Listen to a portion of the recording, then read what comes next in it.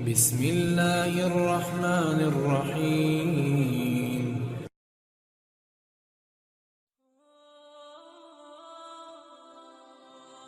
السلام علیکم میرے پیارے ویورز، میں تہہ دل سے استقبال کرتا ہوں آپ سب کا اپنے اس چینل دینک سفر پر۔ آج کی ہماری ویڈیو کا موضوع حضرت یوسف علیہ السلام کی آزمائش کا دور۔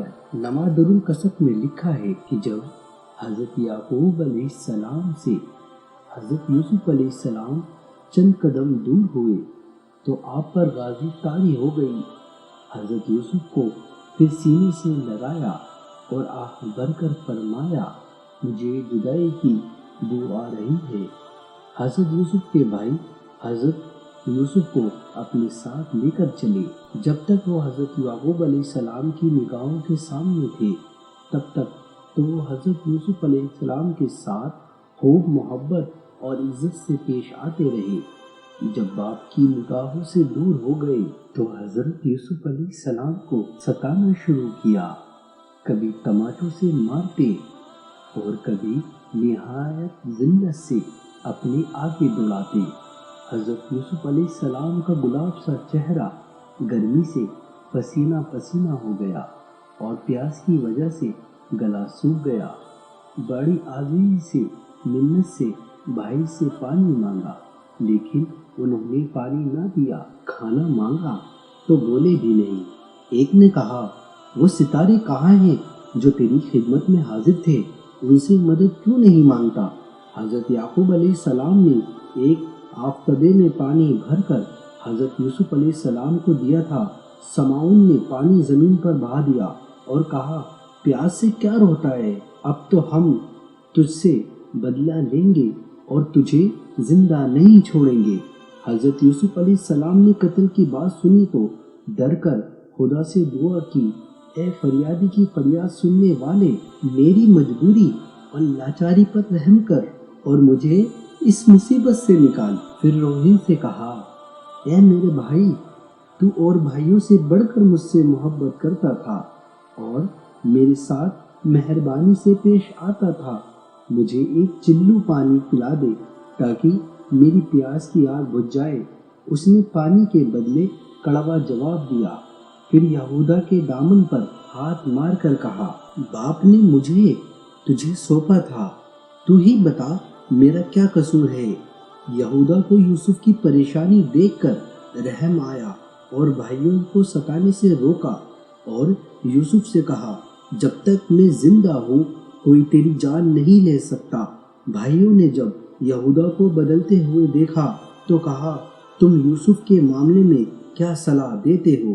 یہودا نے کہا، میں یوسف کے قتل سے راضی نہیں ہوں، بے گناہ کو قتل کرنا بڑا گناہ ہے، بہتر تو یہ ہے کہ لوٹ چلو اور باپ کی امانت باپ کو سونپ دو۔ بھائیوں نے کہا، اگر باپ کے پاس لے جائیں گے تو وہ ہمارے ظلم کو باپ سے بیاں کر دے گا۔ پھر یہودا نے سوچ کر کہا، اسے کنویں میں ڈال دو، وہاں یا تو یہ مر جائے گا یا پھر کوئی اسے نکال کر دوسرے ملک لے جائے گا۔ سب کو یہ بات پسند آئی۔ کنعان سے 3 پلگی پر ایک کنواں تھا۔ حضرت یوسف کو اس کنویں پر لے گئے۔ جب کنویں میں ڈالنے کا ارادہ کیا تو حضرت یوسف نے کہا، آپ لوگ ہمارے بڑے بھائی ہو اور میں چھوٹا ہوں۔ بھائیوں کو حضرت یوسف پر بالکل رحم نہ آیا۔ قمیض اتار لی اور ہاتھ پاؤں رسی سے باندھ کر چاند سے بھائی کو اندھیرے کنویں میں لٹکایا۔ ابھی کنویں میں آدھی دوری پر یوسف پہنچے ہی ہوں گے کہ رسی کاٹ دی۔ حضرت جبریل خدا کے حکم سے کنویں میں پہنچے اور یہ خوشخبری دی، غم نہ کر، تیرا غم خوشی میں بدل جائے گا، یہ بلا کی کالی رات ڈھل جائے گی، خدا تجھے تخت سلطنت پر بٹھائے گا اور تیرے بھائی تیرے مجبوری کی حالت میں کھڑے ہوں گے اور تو ان کی خطائیں انہیں یاد دلائے گا اور وہ اپنی خطاؤں کا انکار کریں گے۔ جب یوسف کے بھائی حضرت یوسف کے کنویں میں ڈال کر فارغ ہوئے تو ایک بکری کا بچڑا ذبح کر حضرت یوسف کے کرتے پر اس بکری کے بچے کا خون لگایا۔ شام کو روتے پیٹتے گھر پہنچے۔ ادھر حضرت یعقوب بیٹے کے انتظار میں تھے۔ بیٹوں نے یہ خبر سنائی کہ ہم تو یوسف کو سامان کے پاس چھوڑ کر آگے گئے تھے، اسے بھیڑیا کھا گیا۔ حضرت یعقوب یہ سن کر رنج کے مارے بے ہوش ہو گئے۔ ہوش میں آنے پر روحل نے آگے آ کر کہا، خدا تجھے یوسف کی طرف سے صبر جمیل دے۔ حضرت یعقوب نے بیٹے کا کرتا طلب کیا، اسے دیکھ کر فرمایا، عجیب و غریب بھیڑیا تھا، بیٹے کو تو کھا گیا اور لباس کو چیرا تک نہیں۔ فرمایا، صبر جمیل وعلیہ المستعان عما لا تصفون۔ اب صبر جمیل ہے اور جو کچھ تم کہہ رہے ہو اس پر خدا ہی مددگار ہے۔ ادھر اتفاق سے سوداگروں کا ایک قافلہ مدیان سے مصر کو جا رہا تھا، جو راستہ بھول کر جنگل میں بھٹک گیا تھا۔ کنویں پر پہنچے جس میں حضرت یوسف علیہ السلام کو ڈالا تھا۔ قافلے کے سردار نے کہا، آج یہیں قیام کریں گے۔ صبح سردار نے اپنے 2 غلاموں کو کنویں پر پانی لانے کو بھیجا۔ جب ڈول کنویں میں پہنچا تو حضرت یوسف علیہ السلام نے سمجھا کہ میرے بھائی مجھ کو کنویں سے نکالنا چاہتے ہیں۔ کنویں میں انہوں نے 3 دن 3 راتیں گزاری تھی۔ حضرت جبریل نازل ہوئے اور کہا، اے یوسف اس ڈول میں بیٹھ جا۔ حضرت یوسف ڈول میں بیٹھ گئے۔ جب غلاموں نے ڈول کھینچا اور ڈول میں حضرت یوسف علیہ السلام کو دیکھا تو خوشی سے پکارا، یا بشرا ھذا غلام، یہ تو ایک لڑکا ہے۔ حضرت یوسف علیہ السلام کے بھائیوں نے ایک شخص اس کام کے لیے مقرر کیا تھا کہ اگر کوئی یوسف کو نکالے تو ہمیں خبر کرنا۔